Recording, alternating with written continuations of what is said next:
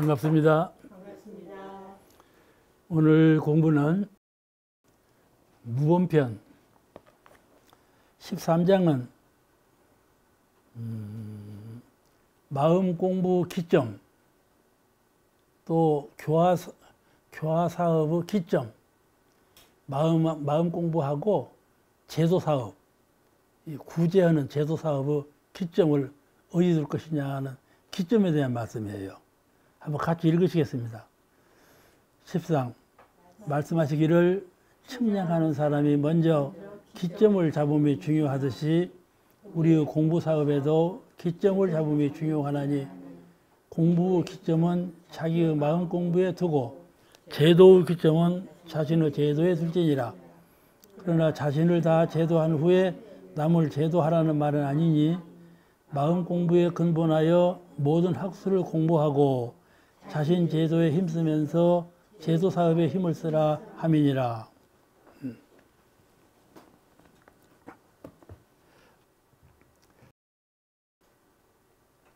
우리가 언제든지 이론상은 원망부족 지공무사하는 것이 이론상이다 그러죠. 그렇죠? 원망부족 지공무사가 이론상이다.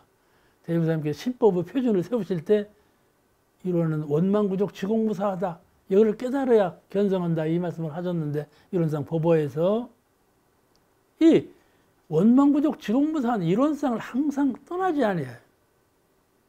항상 함께하는 마음 공부가 되어야 돼. 가령 안개하고 구름하고 또 비하고 호수하고 바다하고 이런 것들은요 다 물을 떠나지 않았어요. 물이 안개도 되고 비도 되고 호수가 되고 바다가 되고 그 근본은 물이에요. 물을 떠나지 않았어요. 그것같이 우리가 공부와 제도 사업을 할 때에도 본성, 이론상의 본성을 떠나지 아니하면 병진이 돼요. 이론상 근본 정신을 떠나면 어느 하나에 치우쳐. 나누어진 자리에 치우쳐져. 치우치지 아니해야 이론상을 공부하는 분이죠. 대부사님께서 이론상을 보이신 것은 모든 수행자들이 한편으로 치우쳐가. 이거 아니면 저거. 자기의 취향대로 선택해서 그것만 해. 그냥 이렇게 하지 말고 원만하게 병진을 해라. 그 병진 사상으로 이론상을 보이신 거예요. 거의 원망부족 지공무사라 해요. 그 뜻을 원만하게 해라. 우리 마음 가운데 항상 우리 마음은 항상 흐름이 있는데 좋아하는 방향으로 흘러요. 그거를 이론상 표준에 비유해서 항상 잘 잡아가야 돼. 한 곳으로 흐르지 않도록. 그와 같이 우리 인류 문화와 문명도 마음을 떠나서는 있을 수가 없어. 그러니까 정산정사께서 마음을 기본 삼고 기점 삼고 한 거 마음을 떠나서는 안 된다. 문화와 문명이 좋은 방향으로 가장 좋은 방향으로 원만한 방향으로 평화스러운 방향으로 발전하는 방향으로 나아가려면 다 마음을 떠나서는 되지 않는다 그거이죠. 그 우리는 신조가 마음이죠. 원불교와 범불교는 가장 많이 말하는 것이 마음이에요. 신이 아니에요. 신은 허구적이에요, 사실은. 신격은 허구적이에요. 진리죠. 근데 신께서 말씀으로 나타난 지가 그걸 진리가 되었다. 그래도 그런 신격은요, 마음까지 잘못 믿으면 허무한 곳에서 떨어지죠. 타력에 치중하는 것이 되고요.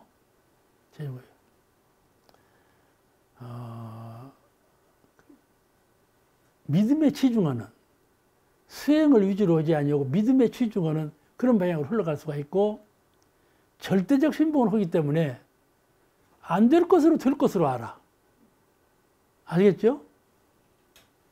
믿기만 하면 다 된다고 이렇게 생각 안 한다니까요. 진정한 마음 수행을 하지 아니오고도 내가 믿고 따르기만 하면 그게 된다고 생각한다니까. 그게 큰 착오가 나는 거예요. 그래서 앞으로 오는 원만한 문명은 마음을 떠나지 않는 거예요. 신이 누구냐? 마음이에요. 아시겠죠? 이걸 확실하게 믿어야 돼요. 그러니까 조물주가 누굽니까? 진리와 마음은 하나예요.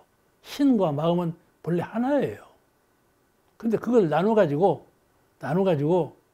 조물주네 피조물이네 해가지고 이렇게 나눠 놓으니까 절대신을 바치라 해가지고 잘못되는 길로 갈 수 있다 그 말씀이죠. 왜냐하면 종국적으로 마음에서 결실을 맺는 것인데 마음에서 극락을 얻고 마음에서 자유를 얻고 마음에서 광명과 위력을 얻는 것인데 그러지 아니한다면 어쩌겠습니까? 허구지요. 그러니까 이를 잘 생각해야 돼요. 우리 마음을 가볍게 알아서는 안 된다 그 말씀이죠. 그러니까 우리 인류 문화와 문명도 마음을 떠나서는 있을 수 없다 그런 것이죠.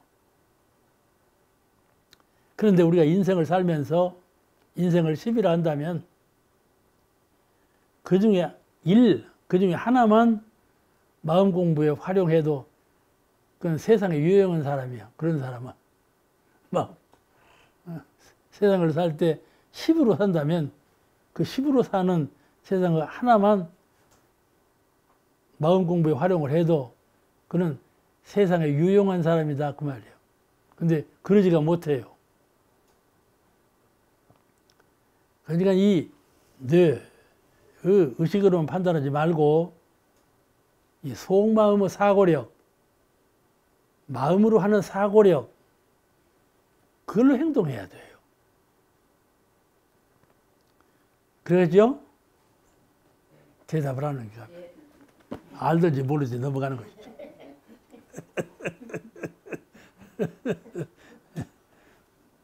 자, 그 다음에 14장. 이 무본 표현은요, 무본, 근본에 힘쓴다. 그 뜻 아니에요? 무본, 근본에 힘쓴다. 마음 얘기예요. 정신토록 마음 얘기만 나오니까 교훈이 어제도 마음 얘기하더니 오늘도 또 마음 얘기하네. 그렇게 드시면 큰 착오예요.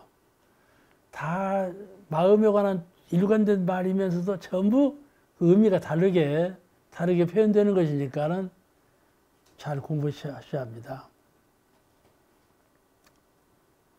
자, 그 다음에 14장. 구호사업과 제도사업의 병행. 14장. 구호사업과 제도사업의 병행. 구호사업은 가난한 사람, 고통받은 사람, 어리석은 사람을 이렇게 구호하는 것이죠. 구호하는 거예요. 외로운 사람, 구호하는 사람. 제도사업은 그런 사람을 교화하는 거예요. 정신적으로 잘 가르치는 거예요.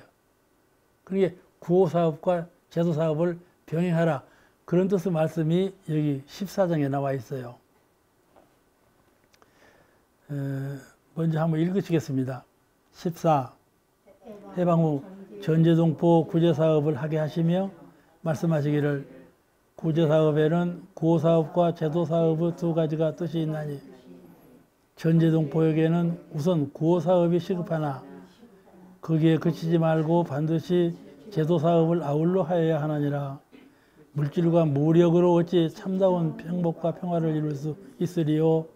오직 심지를 바르게 제도하여야 참다운 행복과 평화가 오나니 이 세상 모든 사업 중에 가장 큰 사업은 종교사업이며 우리는 항상 구호사업과 제도사업의 양면을 쌍전하여 나아가야 하나니라. 그때 그 해방 직후죠. 이제 해방 직후에 전제동포가 이제 만주에서 이제 막 물밀듯이 이제 귀국에 들어오고 일본 일본으로 징용 같은 사람들이 막 물밑 이제 조국으로 돌아오는 때, 그러니까 매우 혼잡하고 그게 이제 무질서하고 그런 때죠. 그때가 언젠가 하면 대종사님께서 열반하시도 그 다음에 해요. 열반 28년, 원기 28년에 열반하셨으니까 이제 해방 뒤에 30년 때 되는 때 지금 이 말씀하신 거예요. 이게 근사근사해요. 일본이 망한 때하고 우리나라가 이제 다 해방이 돼갖고 지금 무질서한 때하고 그때 맞물리는 때예요. 그때 말씀이에요. 정산종사님께서 이제 대종사님 법통을 받고 종업사에 이제 올려주고 지금 한참 이제 새로운 교단을 이끌어 가시는 때인데 어려운 때죠. 어려운 때예요. 그래서 이제 대단히 어려웠는데 외정에서는 일본 정치인들은 원불교가 없어질 줄 알았어요. 대종사님 멸반하시면 틀림없이 사라진다 그랬는데 오히려 확고한 질서 위에 잘 발전해 나가고 있거든요. 그냥 자기네 정치는 망해가고 우리 이제 한국 종교는 성해가니까 그 좋지 않은 암흑으로 볼 것 아닙니까? 탄압이 심하다 그 말씀이죠. 모든 것을 막 공출로 해 가고 전부 빼앗아 가는 거예요. 그때 대종사님도 사실은 이 위기가 돌아올 걸 아시고 미리 가신 것 같아. 이건 내 추측인데 정사님께서도 위기의식을 느끼신 거예요. 이게 정치 말로에 무슨 일이 돌아올지 모르죠. 그래서 총부를 떠나서 부산으로 가셨어요. 그때 미국에서 부산을 이렇게 한포 공격을 해갖고 북진한다, 들어온다, 이게 파다한 소문이 있었다고 그래요. 정상사님은 내가 부산에 가서 좀 갔다 와야 되겠다 하고 내려가신 거예요. 그때 소문은 부산에 한포 사역이 있다 그런 소문이 났었더래요. 근데 초량에 가서 한 달간 계시면서 기도하셨다고 그러거든요. 기도가 끝나고 올라오시는 길에 기차에서 일본 천황이 항복하는 방송이 나오더래요. 그러니까 기도 끝나고 올라오실 때 행복했어요, 일본이. 그죠? 얼마나 탁 맞아 들어가는 운수입니까? 그렇게 하고 이제 오셔가지고 이제 교단을 이끌어 가시는데, 그때 이제 전제동포가 이제 헐벗고 이제 아무것도 이제 빈손으로 조국으로 돌아오는 거죠. 그냥 굶을 거 당연하잖아요. 전혀 돈도 없이 옷도 없이 오는 거예요. 그러니까 이분들을 누가 먹여줄 겁니까? 정부에서 돈도 없는데. 그러니까 이제 이러면 안 된다 하고 전부 일어나라 하고 구제 사업을 해라. 이렇게 하고 이제 구제 사업을 하는데 총동원되었죠, 교단이.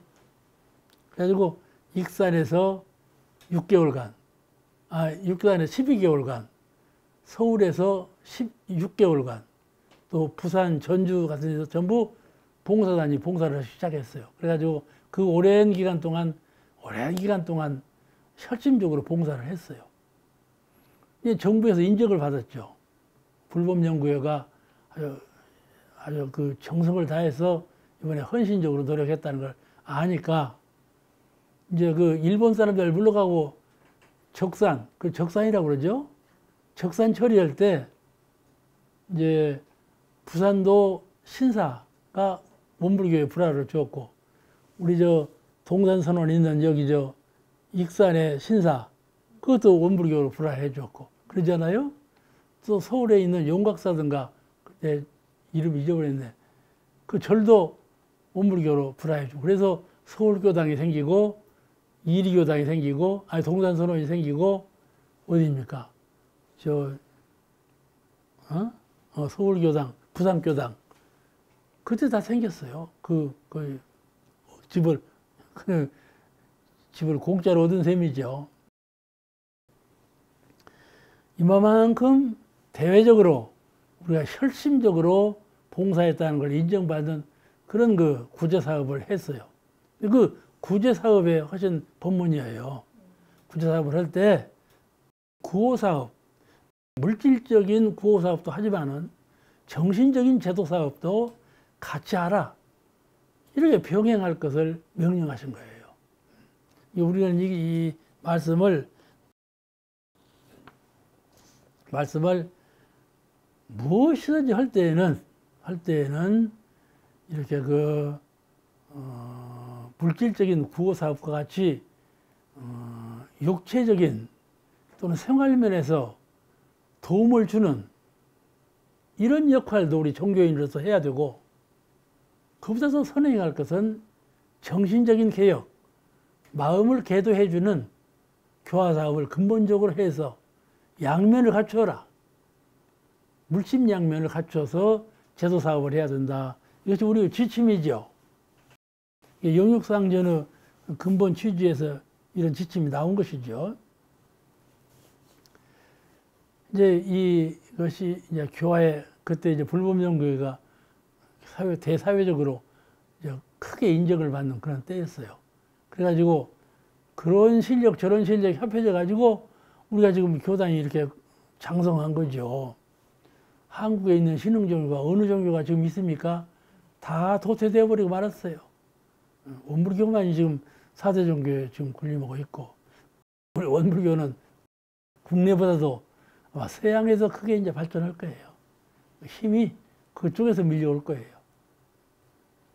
인도 보세요. 인도에도 불교 탄생국이지만은 불교는 오히려 중국에 가서 큰 발전을 보고 동남아시아권에서 발전했지 않아요?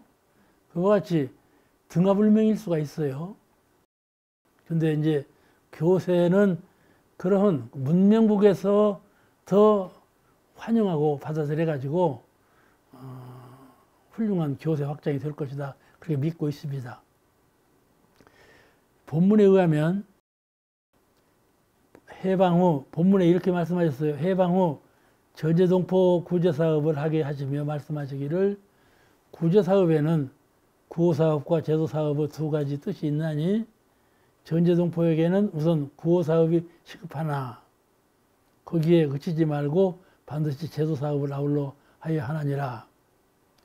그때 이제 의류, 이제 식사 문제, 취침, 잠 재우는 문제까지도 전부 봉사했다고 그래요.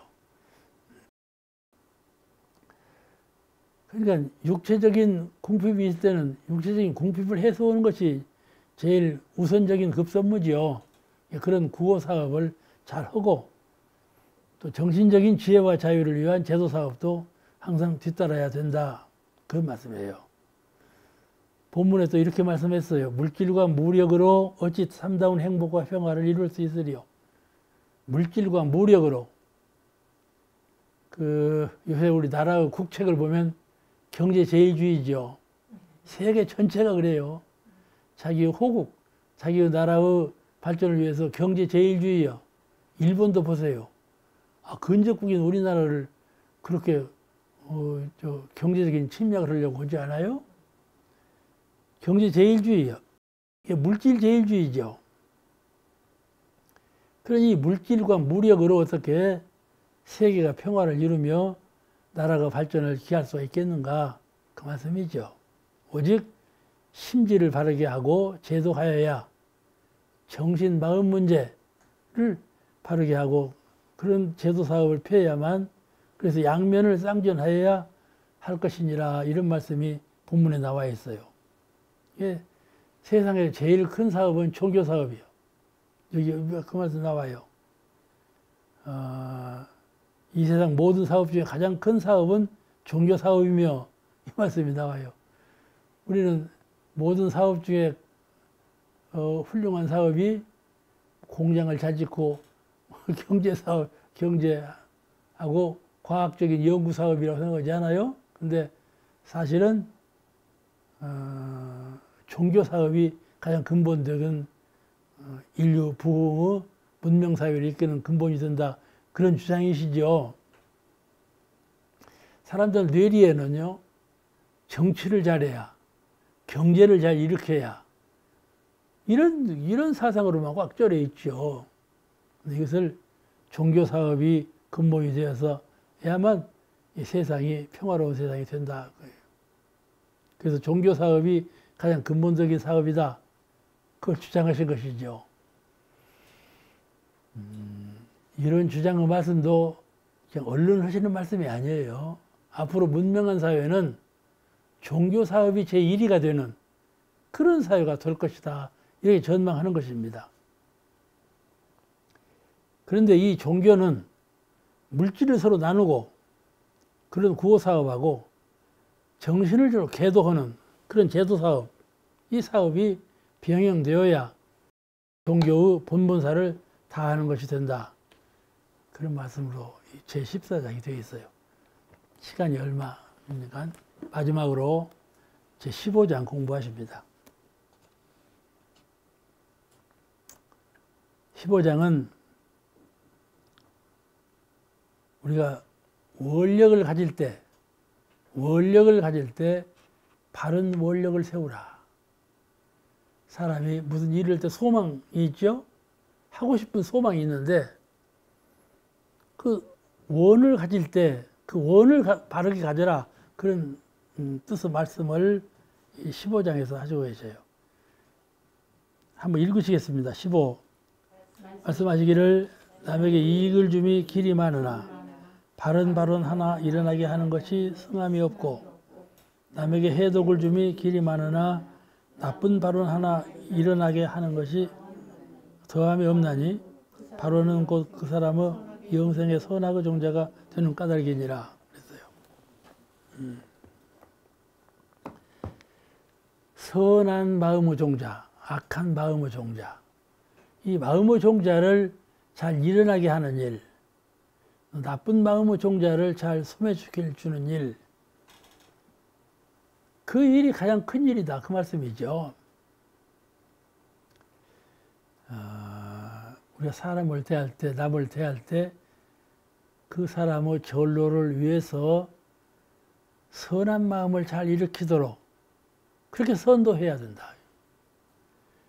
그 사람의 발언, 나도 그렇죠. 나 원이 무엇이냐 하는 그 원을 잘 세워줘야 그것이 공덕 중에 가장 큰 공덕이 되고 세상을 바른 세상으로 이끄는데 가장 기본적인 지침서가 된다. 그 여기서 말씀하시기를 남에게 이익을 줌이 길이 많으나, 그렇죠? 남을 도와주는 일에 여러 가지 일이 많죠. 남을 도와주는 일에 정신적으로 도와주는 일, 물질적으로 도와주는 일, 활동으로 도와주는 일, 일이 길이 많죠. 남을 도우는 일에 길이 많으나 그 사람에게 바른 원 하나를 일어나게 하는, 소망스러운 바른 원 하나를 마음께서 일으키도록 그렇게 지도하는 것, 그것에 승함이 없다 그 말씀이죠. 그것이 가장 중요한 공덕이 된다 이런 뜻인데, 또 하나는 남에게 해독을 둠이 길이 많으나, 남에게 해독을 끼치는 길도 참 많지요.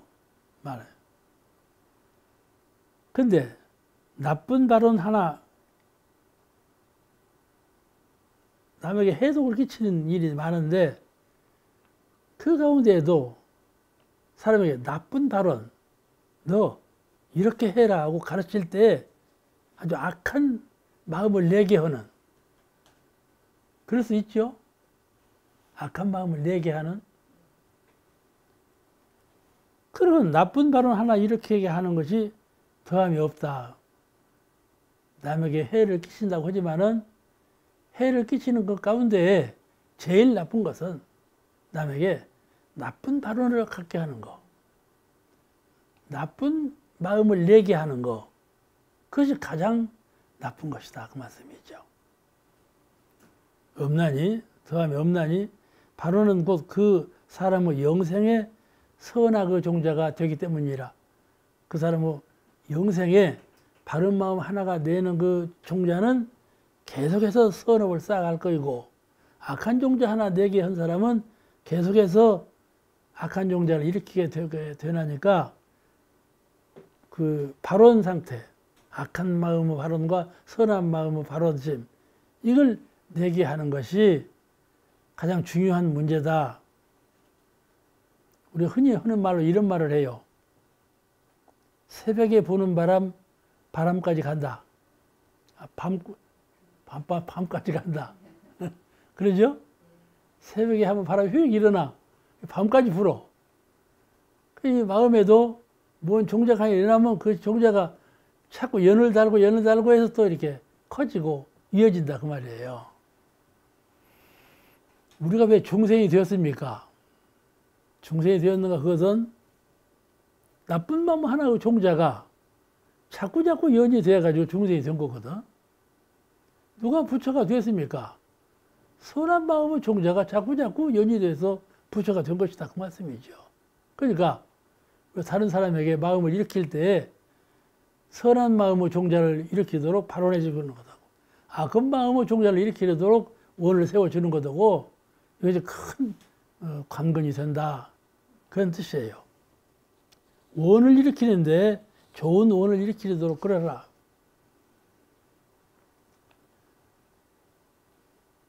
그러니까 오늘 내가 제일 답답하게 생각하는 것이 이거예요. 무본편은 저 마음에 관한 얘기요. 종실과 마음에 관한 얘기요. 마음에서 일어나는 거 그걸 다스리라는 말씀이신데 마음에 심은 선한 종자가 그 하나가 자라서 무엇이 되는가 하면은 무엇을 적었어요? 마음에 심은 선한 종자 하나가 자라면 무엇이 될까요? 부처가 되는 것 아니에요. 마음에 심은 악한 종자 하나가 자라면 무엇이 되는가? 충성이 되는 것이죠. 근데 말이죠. 참 제일 처참한 것은 지렁이요, 지렁이.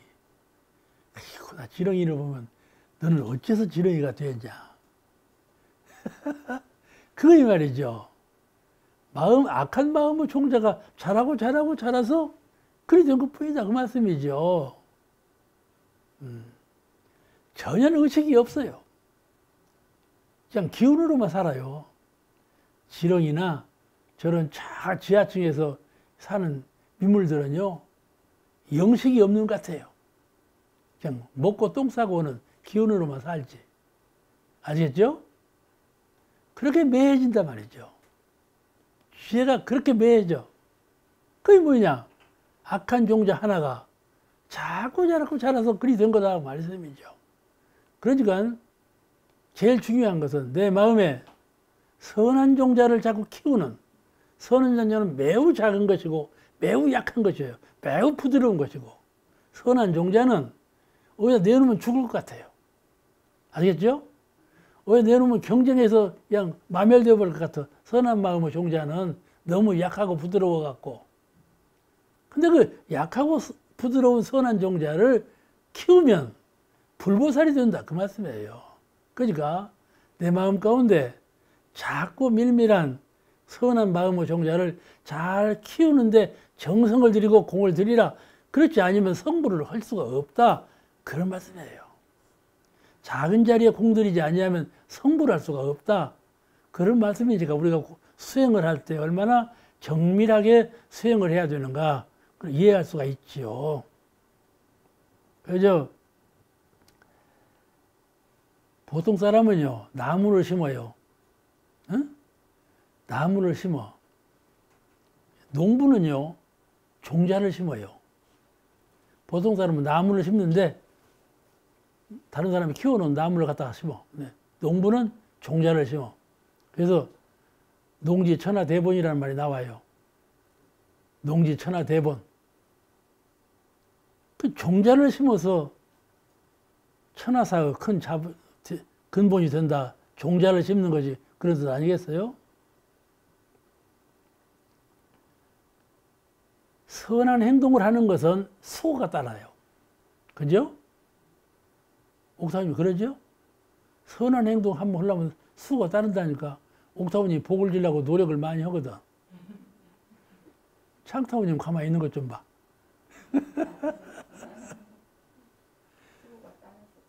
복을 짓는 행동은 수고가 따른다니까. 노력 없이 갖고 있는 것 없이 복을 질 수가 없어. 행동을 해야지. 수고가 따려. 있는 것이 있어야 하고. 그런데 말이죠. 복지는 마음의 종자는 수고가 따르지 않는 거예요. 그러죠? 그렇다니까. 복지는 마음의 종자는 수고가 따르지 않아. 그런데 부처되는 마음의 종자는 그 복지는 마음 그 마음이다 그 말이죠. 그러니까 수고 없이 할 수 있는 것이 부처님 되는 길이에요. 수고 없이. 그런데 사람들은 그걸 제일 수고롭게 한다니까. 복지는 마음 내는 것을 제일 수고롭게 하라. 잘 안 돼. 그러니까 부처가 안 되는 거이죠. 이 인류가 이렇게 많은데 어째 부처가 안 되겠어요. 불교를 신봉하는 사람이 얼마나 많아요. 그래서 부처가 잘 안 되지 않아요. 그거는 방금 말씀드린 대로 마음의 종자, 거기에 공을 들이는 그 수행심이 약하기 때문에 그렇다. 마음의 종자는 매우 작고 부드럽다. 그걸 키우라. 그랬죠. 종자 하나가 자라서 불보살이 된다. 그 말씀이에요. 선한 한마음의 깨침을 불가에서는 복덕성이라고 그래요. 복덕성. 복을 짚는 심성. 그건 무한한 가능성을 가지고 있는 것이죠. 이 허허한 마음의 세계에서 키워내는 싹이에요. 이런 물질의 세계에서 커나는 싹이 아니고 허한, 비고 빈 그 마음의 자리에서 나오는 싹이에요. 아시겠죠? 형이하학적인 물질의 세계에서 나오는 싹이 있고 식물과 동물의 싹이 있어. 동물은 아기를 낳고 식물은 나무를 낳고. 근데 그런 싹이 아니고 마음의 싹을 일으키는데 공을 잘 들여야 한다. 그거를 잘 키우는데 공을 잘 들이라. 그래야 성불한다. 그런 말씀이에요.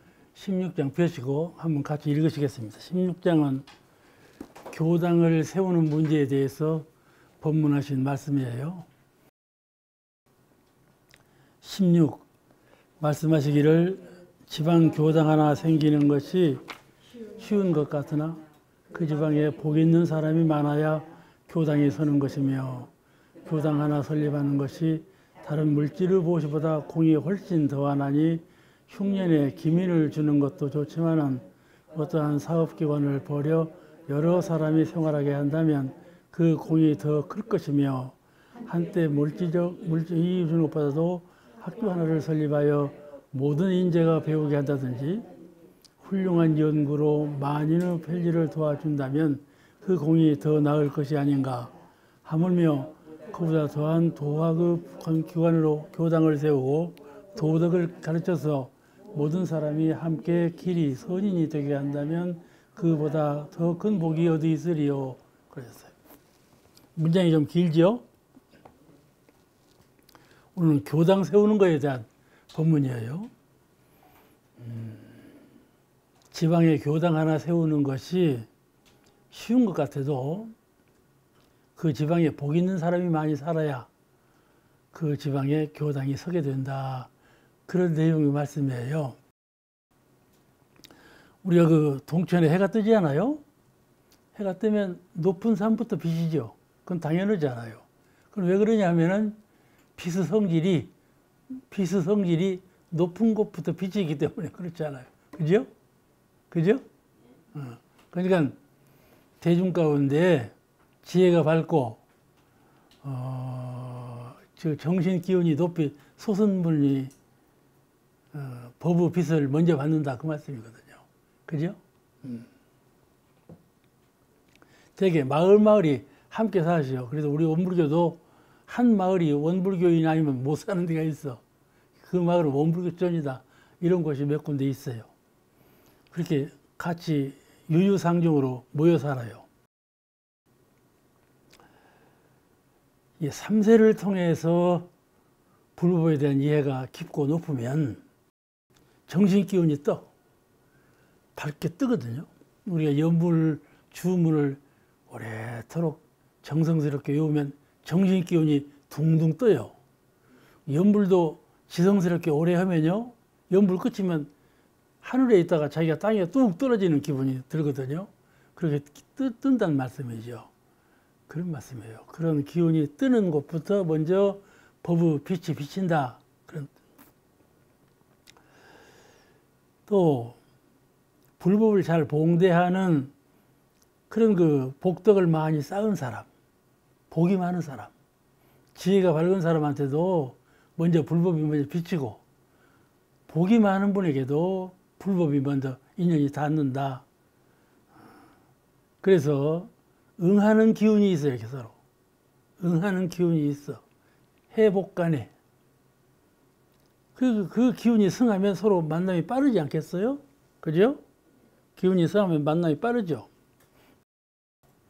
그래서 교당 하나 생기는 것이 결코 우연이 되는 것이 아니고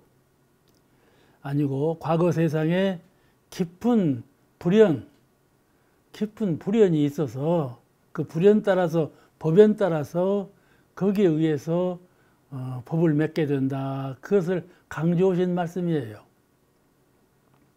본문에 교당 하나 설립하는 것이 다른 물질의 보시보다 공이 훨씬 더하나니, 우리가 공이 많다면 물질을 보시하고 뭐 해시를 베풀어야만 공덕을 쌓는다 그러는데, 모든 그런 공덕보다도 이 법에 인연이 닿지 않는 곳에 교당 하나 세우는 그 공덕이 훨씬 더 승하다, 그런 말씀이에요. 흉년에 기민을 주는 것도 좋지만, 흉년이 들면 부호들은 곳간에 쌀을 풀어서 백성을 먹이지 않아요? 기민이라고 그래요. 굶주린 사람을 이제 곡식을 베풀어서 먹여준다, 그건 뜻이죠. 기민을 주는 것도 좋지만은 어떠한 사업기관을 벌려서, 조그마한 사업기관일지라도 사업기관을 벌려서 거기서 많은 직원이 수용하고 그 기관을 은혜로 생활하게 되면 그 공이 더 큰 것처럼 비유하는 말씀이에요. 비유하는 말씀이에요. 여러 사람이 생활을 폭넓게, 많은 사람이 그 덕을 입고 생활한다면 그 복덕이 더 크다. 그 공이 더 클 것이다. 그런 비유 말씀을 자꾸 이렇게 하셨어요. 이렇게 단계적으로. 그런데 교당 세우는 공덕이 제일 스스하다는 말씀을 하시기 위해서 이런 비유 말씀을 하신 거예요. 우리 어렸을 때만 해도 부유한 집에 가서 한 끼 얻어먹는 것만 해도 큰일 했다고 그랬어요. 싹도 안 줘. 새벽에 와서 이제 뒷간 다 치고, 다 치워주면 이제 밥만 얻어먹고 가. 밥 한 끼 얻어먹는 것도 큰 공이에요. 그렇게 어렵게 살았어요. 그래서 그냥 주인한테 고맙다고 갔거든. 죽게 일하고 밥 한 끼 얻어먹고 주인한테 고맙다고 그러고 갔어. 그 이제 과거에는 흉년이 들면 부호들은 기민이라고 해서 이렇게 창고를 풀어서 곡식을 나눠주고 밥도 해서 먹게 하고 이제 그런 공양들을 많이 했어요. 그래서 그런 사람들이 이제 공덕비를 세워달라고 또 그런단 말이에요. 왜냐하면 농촌에 가면 조그마한 공덕비가 있어요. 비석이. 누가 이렇게 흉년에 이러이러니 했다. 그냥 그런 본을 받아가지고 흉년이 들면 그렇게 곡간을 풀어서 공양을 해요. 그래 놓고 비를 세워달라 그래요. 그러니 그 농민들이 얼마나 부유하겠어요? 이제 각주를 해갖고 이제 비를 조그맣게 세워놔. 그럼 부호가 마음에 안 들어. 이거 안 되겠다. 자기가 돈 들여서 더 크게 세운단 말이죠. 그 법문이 대정령에 나와 있는데, 농촌에는 그런 일이 참 많았어요. 옛날에는. 그와 같이 가난하게 사는지라 이 식생활 해결 문제가 큰 문제거든요.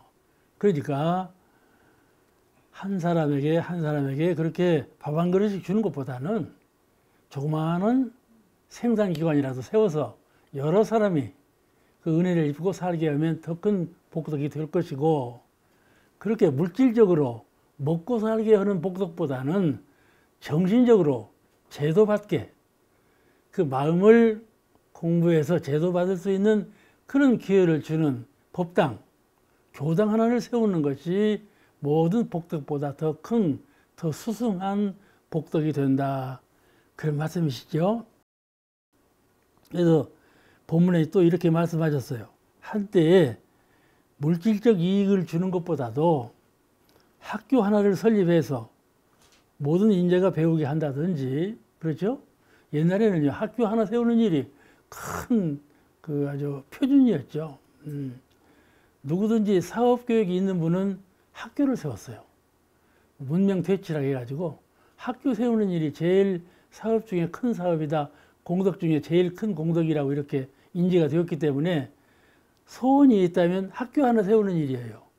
누구든지 아주 애써 벌어가지고 소원이 무엇이냐면은 조그마한 학교 하나 세우는 일이 소원이라 그렇게 말할 만큼 학교 세우는 일이 소원이었어요. 그리고 배움의 터전 여는 것이 가장 인간을 개발해 가는데 진급시키는데 가장 중요한 걸음이 되니까 그걸 소망을 한 것이죠. 그런데 어떤 그 연구를 해 물질을 해서 이렇게 학교를 세우고 기관을 세워서 하는 것도 좋지만은 그보다는 정신적인, 아시겠죠? 물질적인 것 말고 정신적인 두뇌를 개발해 가지고 과학적인 분야라든지 철학적인 분야라든지 어떤 분야를 연구를 해서 더 훨씬 높은 그 수준의 학문을 개발해 과학소 원리를 더 개발해내고 기술도 더 개발해내고 학문도 그와 같이 더 높은 수준의 지식을 배양할 수 있는 학문을 개발해내면 그 공덕이 또한 더 크다. 그 말씀이에요. 지금 이것보다는 이것이 더 크고 이것보다는 이것이 더 크고 쭉 올라와요. 올라오는데 무슨 계단을 올라오는가 하면 몸으로 일하는 것부터 그 다음에 물질로 해시하는 것부터 그 다음에 정신으로 하는 것으로 이렇게 올라오는 거예요.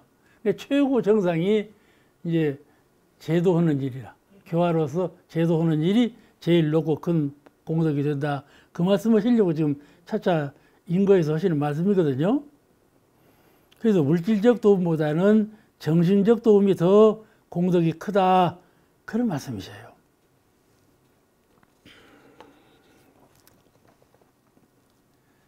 본문에 하물며 그보다 더한 도학의 기관으로 도학의 기관이 법당이에요.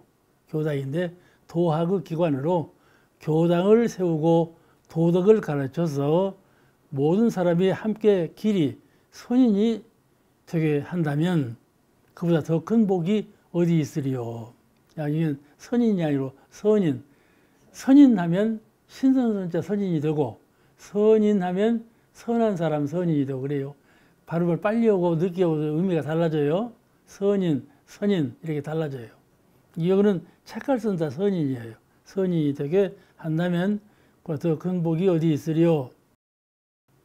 그러니까 복 짓는 중에 가장 크고 원만한 복은 해복의 물로 지혜와 복문 이 두 가지 물로를 열어주는 복덕, 이 복덕이 제일 크다. 그래서 우리가 사람을 대해서 우리가 복을 짓지 않아요? 복을 짓는데 몸으로 활동으로 도와주는 일도 하고 내가 소유한 물질로 도와주기도 하고 저를 계도해서 정신적으로 깨워주는 그런 도움을 주기도 하는데 그런 도움 가운데 구체적으로 보면 복과 해, 그 사람은 복문을 열어주고 그 사람은 지혜의 문을 열어주는 그 두 가지 공덕, 이것이 도덕으로 그를 도와주는 공덕이거든요. 교당을 지어서 교화를 하는 의미는 그 의미예요. 지혜와 복덕을 그 문을 열어주는 것이 교당 할 일이기 때문에 그러한 복덕이 가장 수승한 복덕이 된다. 그래서 교당 설립이 으뜸 사업이 되고 여기서 우리가 생각할 것은 교당의 최초 설립도 중요하지요. 인연이 없는 곳에 교당을 세우는 것도 중요한데 그보다도 더 우리가 가깝게 생각할 것은 교당의 발전을 위해서